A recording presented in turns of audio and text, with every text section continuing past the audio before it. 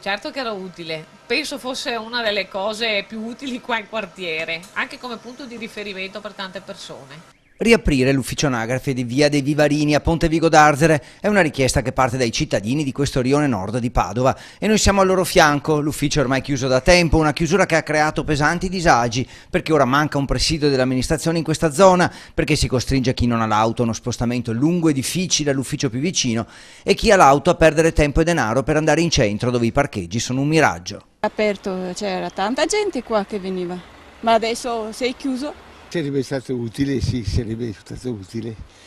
E comunque ora, Chiediamo di riaprirlo. se è possibile, se è possibile. È l'unico presidio di legalità di informazione che nel rione avevamo. Adesso ci sono anziani, disabili e persone che non hanno mezzi di locomozione che devono recarsi per qualsiasi evenienza in via Curzola, che è abbastanza distante.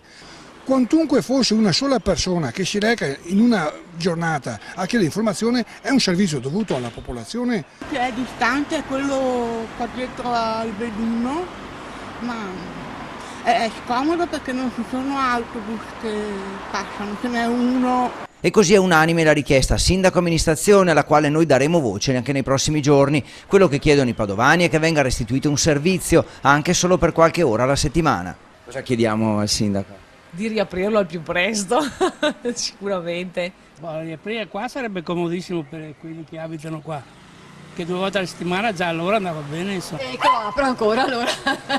Sarebbe molto bello perché era molto comodo anche qua vicino, mi faceva invece di perdere tutto il tempo di andare avanti. Avere qualche impiegato che a rotazione poteva aprire sia questo ufficio che altri uffici sparsi per il territorio e aprirlo alcuni giorni alla settimana con alcune ore. E noi giriamo come sempre le richieste dei cittadini all'amministrazione perché le prenda in considerazione e dia una risposta.